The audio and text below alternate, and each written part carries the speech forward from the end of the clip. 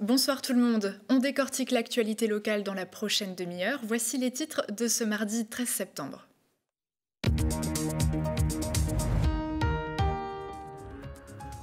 Vers une fin de vie assistée, les débats sont relancés. Le comité éthique s'est prononcé favorablement pour un encadrement du suicide assisté, mais sous certaines conditions.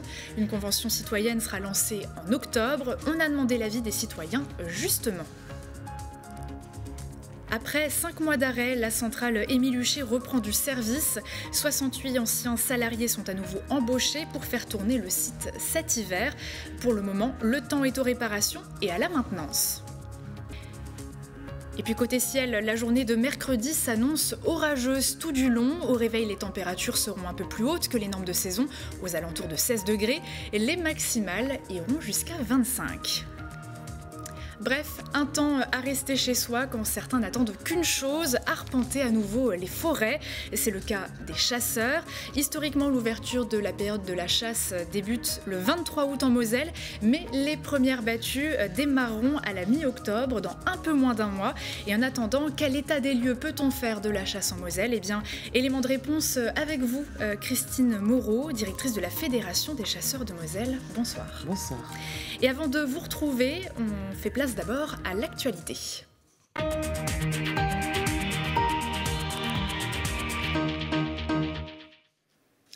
Comme ailleurs en France, la Moselle est placée en vigilance jaune par Météo France. Des orages localement forts sont prévus dès ce soir et jusqu'à demain, mercredi 14 septembre.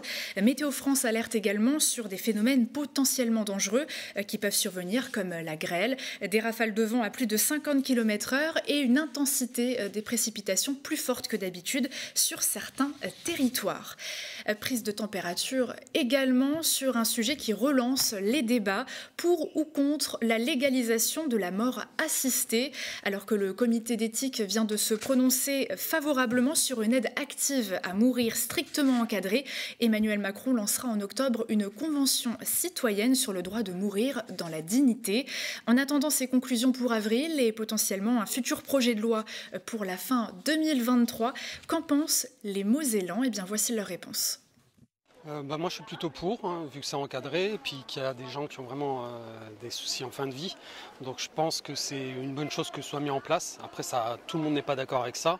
Moi je trouve que c'est bien. Moi je pense qu'on est libre de ses choix. Après ça dépend des conditions de vie de la personne. Si elle est vraiment malade, là on peut faire quelque chose. Mais il ne faut pas en abuser. Enfin, il y a un juste milieu à avoir. Je suis totalement pour. Parce que j'ai eu dans mon environnement très proche différentes personnes qui ont eu des fins de vie très dures, très compliquées et qui demandaient elles-mêmes cette fin de vie qui ne leur a pas été accordée. Si une personne a envie de mourir, s'il est malade, c'est normal qu'il ait le droit, c'est son droit. C'est sa vie. Ça devrait exister, mais pour les personnes qui en sont sûres, c'est pas à nous de choisir ce que la personne a envie de faire ou pas de sa vie. Donc, forcément, oui. Dans tous les cas, ils vont dans un autre pays pour le faire, donc si c'est en France, c'est mieux. Ma mère, elle a 91 ans, elle voulait terminer sa vie maintenant, elle a demandé l'euthanasie et son médecin de famille a dit OK. Elle connaît son histoire, son trajet, mais il y a toujours un deuxième médecin qui doit donner son opinion. Donc finalement, elle ne va pas l'avoir. Même si ça existe et si c'est légal aux Pays-Bas, elle ne va pas l'avoir. Donc maintenant, elle va chercher une autre solution. Il faudrait en discuter déjà avant avec les enfants pour pouvoir... Il faut bien préciser à notre entourage qu'en fait on ne peut pas... C'était notre décision et on ne voulait pas d'acharnement et on ne veut pas rester des années sur un lit comme on a vu des fois ce qui s'est passé avec Albert et tout ça, quoi. Donc, j'ai beaucoup été en contact avec les personnes âgées et les voir souffrir et... qu'elles disent aussi qu'en fait elles veulent mourir mais qu'elles ne peuvent pas, ça fait mal au cœur. Donc oui, je suis pour. Je suis totalement pour. Elles méritent de mourir comme elles veulent en fait. Politique locale maintenant, un changement de présidence s'est opéré pour le groupe Rassemblement National à Metz. Après 2 ans de mandat, Françoise Grollet laisse sa place à Grégoire Laloux, seconde liste aux élections municipales de 2020 et qui représente avec elle le groupe à Metz Métropole. Et à Forbach, le maire Alexandre Cassaro est au cœur d'une enquête ouverte par le procureur de la République après un signalement de l'association de contribuables forbachois.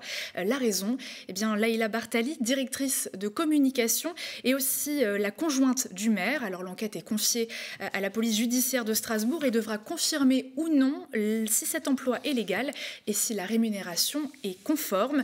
Le maire, quant à lui, confirme cette relation, mais précise qu'elle a débuté après juin 2020. Laïla Bartali est alors devenue directrice de communication parce que la loi n'autorisait plus qu'elle travaille en tant que directrice du cabinet. Selon lui, tout a été fait dans les règles et sous le contrôle de légalité des services de l'État. Et en termes de tourisme, la Moselle n'a rien à envier au plus grand, mais certains points d'intérêt mériteraient d'être un petit peu plus connus. Exemple en Moselle-Est, au camping de Mullenbach à Sturzelbronn. Le site compte 210 hébergements, dont plusieurs insolites, et mise tout sur le contact avec la nature. Reportage. Situé au cœur du parc naturel régional des Vosges du Nord, ce camping 4 étoiles séduit les amoureux de la nature. Un écrin de verdure qui offre calme et sérénité, une parenthèse bienvenue pour les citadins. On a été subjugués parce qu'il est très propre, il y a beaucoup de calme, c'est très très beau avec les nénuphars, les possibilités de pêche et on est revenu, j'arrive même plus à calculer. Dès qu'on a un creux de 3-4 jours, on vient et voilà, c'est pas trop loin de chez nous. On adore venir ici. J'ai découvert ce camping par hasard en 2005 et on revient depuis, le site est magnifique. C'est bien entretenu, c'est propre, c'est bien géré, il y a la tranquillité, il y a tout ce qu'il faut. Quelques festivités en été, juillet, août, c'est super. À l'heure où le tourisme de masse est décrié pour son impact environnemental, ce camping est au contraire un lieu où la nature est reine et où le retour à une vie plus simple prend tout son sens. On est dans l'excitation permanente, le numérique, l'immédiateté des informations. Et je pense qu'on a besoin, notre société a besoin de prendre un tout petit peu de repos, de recul. Aujourd'hui, c'est une nouvelle activité de vacances qui est en train de se développer de façon significative et vivre un autre rythme que celui que nous impose notre société aujourd'hui. Puis je pense que la ruralité a son histoire, une histoire à raconter, elle est différente, mais elle est essentielle. Et le bien vivre ensemble, c'est aussi donner toute la place à la ruralité et le département a cette responsabilité à la fois d'équilibre et de solidarité territoriale et humaine. Avec des hébergements insolites, des bungalows et des espaces pour les campeurs, le camping de Mullenbach a de quoi séduire les touristes et impulser une vraie dynamique économique dans cette partie encore trop méconnue de la Moselle. Allez, on continue notre tour de Moselle. Prochain arrêt, Thionville, où c'est la rentrée culturelle. Le maire Pierre Cuny et son adjoint en charge de la culture, Jackie Elgott, ont présenté aujourd'hui cette nouvelle saison qui s'annonce. Cela s'est déroulé au cinéma La Scala, là où nous retrouvons d'ailleurs notre journaliste Jean Milon. Alors Jean, quels seront les temps forts à ne surtout pas manquer ? Alors Uranie, pendant cette conférence de presse, tous les services culturels de la ville de Thionville ont présenté leur coup de cœur, événements, manifestations qu'il faut absolument découvrir cette saison. Je ne vais pas pouvoir tous vous les citer, j'en ai sélectionné 3, à commencer par ce que va proposer le cinéma La Scala, devant lequel je me trouve. C'est une nouveauté, à partir d'octobre et jusqu'à avril, l'infrastructure va accueillir les 12-18 ans tous les mardis pendant leur pause déjeuner. L'idée est d'attirer le jeune public qui mange dehors entre midi à venir se réchauffer dans les salles de cinéma. Ils pourront ainsi profiter également de courts-métrages qu'ils ont eux-mêmes sélectionnés au préalable grâce à un système de vote. On part ensuite du côté du puzzle. L'année sera connectée puisque la structure veut mettre l'accent sur les services de médiation numérique.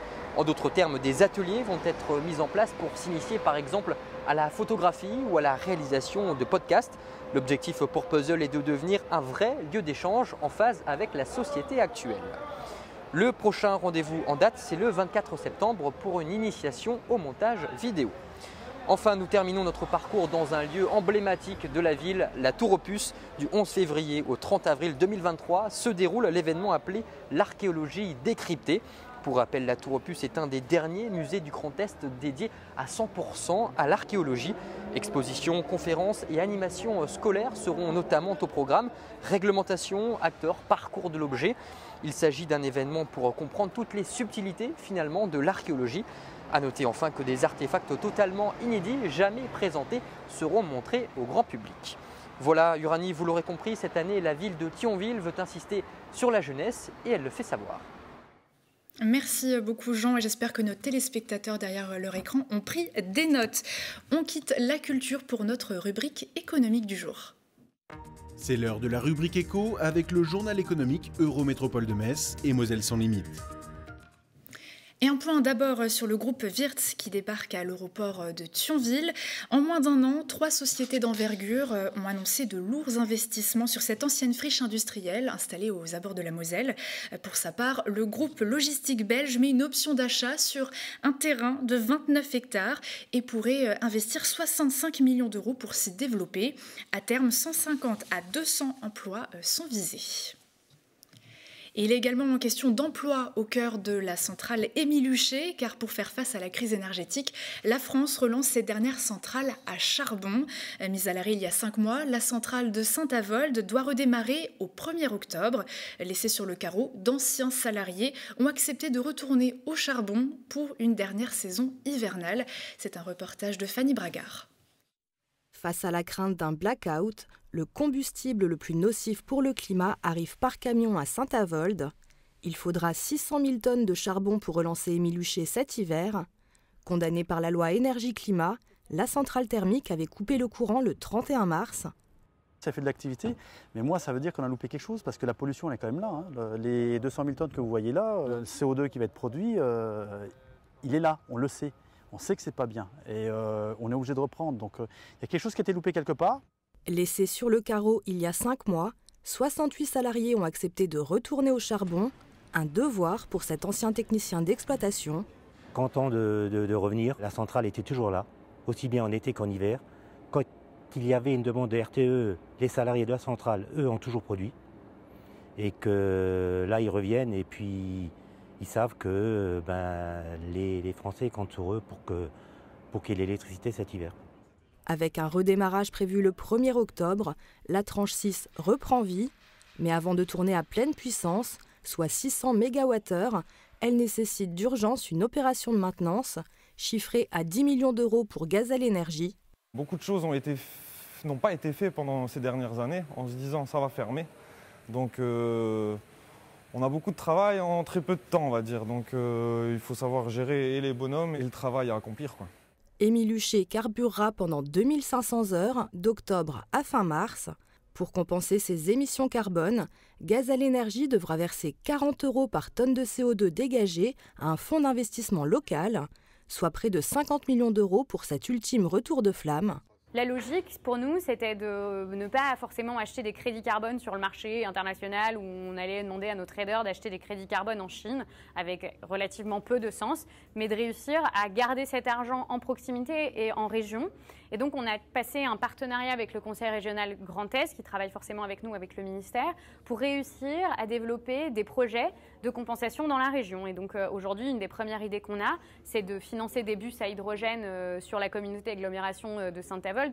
En ces temps de sobriété énergétique, l'or noir qui a fait l'âge d'or de la Moselle-Est pourrait ainsi une dernière fois accompagner sa réindustrialisation. Lors de la fermeture de la centrale, Gazelle Énergie s'était engagé à horizon 2026 à recréer plus d'emplois que ceux détruits. Le groupe compte y parvenir grâce aux énergies renouvelables comme la biomasse ou l'hydrogène. On passe à l'environnement maintenant. Un rapport public publié le 25 juillet dernier fait polémique. Selon ce dernier, en moyenne, 20% de l'eau potable est tout simplement perdue à cause des fuites sur les réseaux de distribution. Pour cause, les canalisations sont vieillissantes et les sols bougent.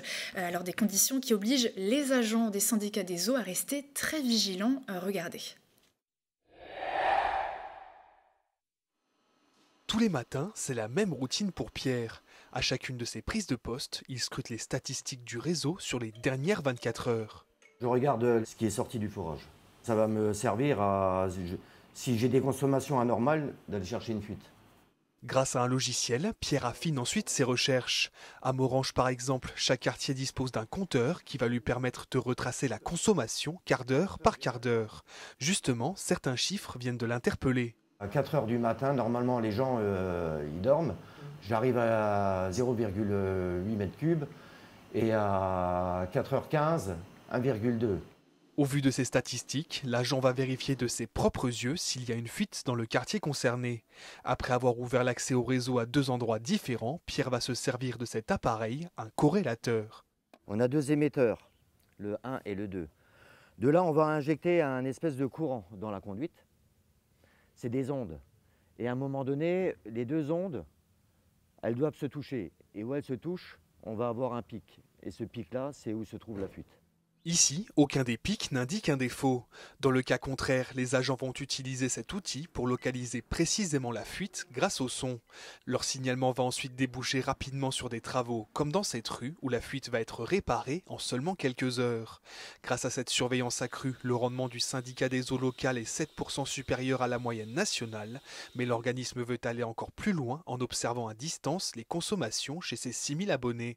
Ce que l'on souhaite faire, et à terme, d'ici 3-4 ans, c'est que tous nos compteurs soient équipés de têtes émettrices, de façon à ce que l'on puisse faire une relève mensuelle.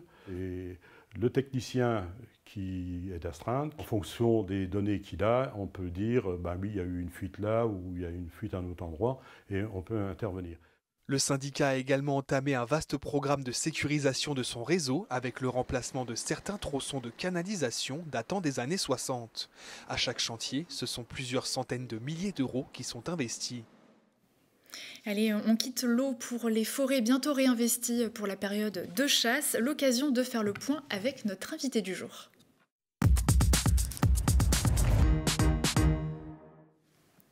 Christine Moreau, en Moselle, la chasse est aussi régie par le droit local. Et si en France, la chasse n'est pas encore ouverte, nous, historiquement, c'est à partir du 23 août. Alors pourquoi cette différence ? Alors cette différence vient du fait de l'annexion de 1870, lorsque l'Alsace et la Moselle ont été rattachés à l'Allemagne. Et lorsque ces départements ont été réintégrés à la France, on a gardé la réglementation allemande. Donc on a un droit local et pas uniquement pour la chasse. Donc on a une ouverture spécifique qui est le 2e samedi d'octobre pour les battues. On dit que l'ouverture générale est le 23 août, mais on a quasiment une date d'ouverture et de fermeture pour chaque espèce. Et alors, même si concrètement les premières battues vont donc se situer à partir du 2e samedi d'octobre, des arrêtés peuvent exceptionnellement ouvrir la chasse tout au long de l'année. Voilà, et notamment pour la régulation du sanglier. Dans certains secteurs, à un moment donné, le préfet peut prendre des arrêtés de régulation si on a des surpopulations de sangliers. Notamment la chasse de nuit, qui est aussi une particularité de la Moselle. Voilà, tout à fait. La chasse de nuit peut être autorisée uniquement pour le sanglier, bien entendu.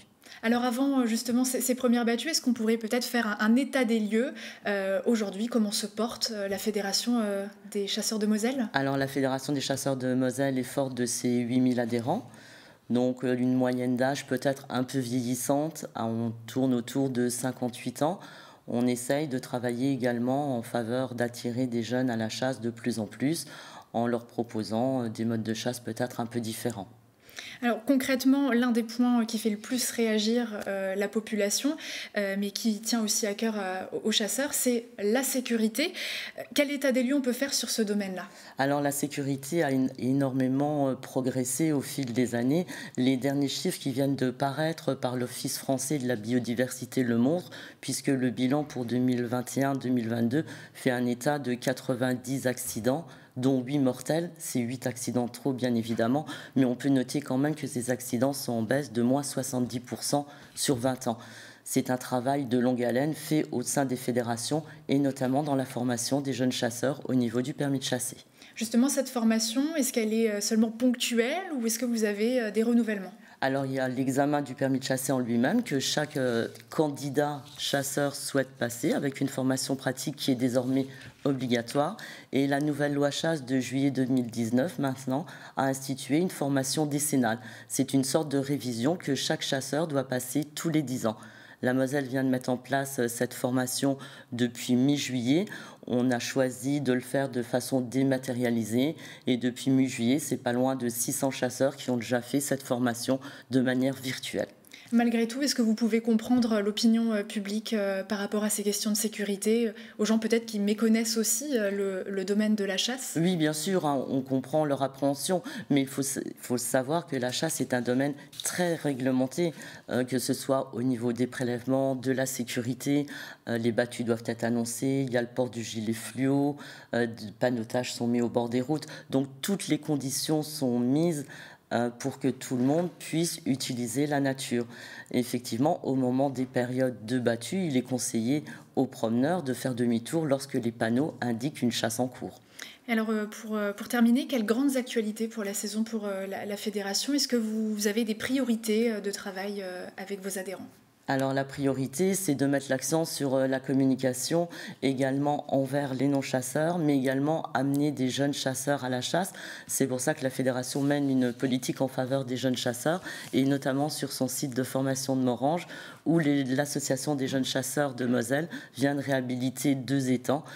C'est un moyen d'attirer des nouveaux chasseurs avec des modes de chasse peut-être différents, autres que le grand gibier. Bien, écoutez, merci beaucoup Christine Moreau pour vos explications. Il est quand même opportun de rappeler donc aux promeneurs de rester vigilants à partir de la mi-octobre et de surveiller les écriteaux avant d'entrer en forêt. À bientôt. Je vous remercie. Et de notre côté, l'image du jour nous emmène au cœur de Metz Expo où se déroule un montage, alors pas celui de la très attendue Foire internationale de Metz, prévue du 30 septembre au 10 octobre, mais pour le tournoi français de volley féminin en présence de sélections internationales telles que la Colombie ou encore le Japon. L'équipe de France y jouera 2 matchs, le premier ce samedi à 17h30 face au Canada et le second le lendemain en fonction du classement final des Bleus. 2 rencontres que Moselle TV vous proposera en exclusivité et gratuitement. Aux commentaires, le duo habituel pour les rencontres du TFOC, Anne Neu et Arnaud Demerlet. Merci de nous avoir suivis pour cette édition. Découvrez un nouveau numéro de Moselle Sport ce soir à 18h30, suivi de Graouli Mag à 19h. Et très belle soirée sur Moselle TV et à demain.